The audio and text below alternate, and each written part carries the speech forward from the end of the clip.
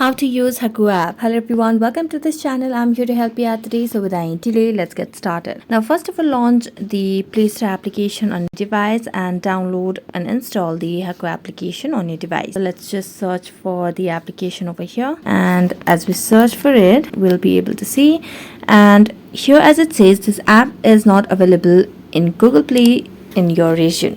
So what we can simply do is launch the browser on our device and simply search for the Hacoo application or Hacoo browser directly. So let's just tap on the options over here and search for the Hacoo app. So here is the official website. So this is generally all about sharing, discovering and inspiring. You can tap on the three dotted lines or hamburger icon and then tap on about.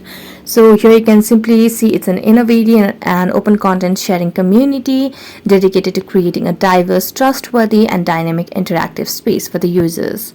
So you can simply open the connections and use it more of like sharing and connecting with various people. So that's it. Thank you so much for watching this video. See you next time.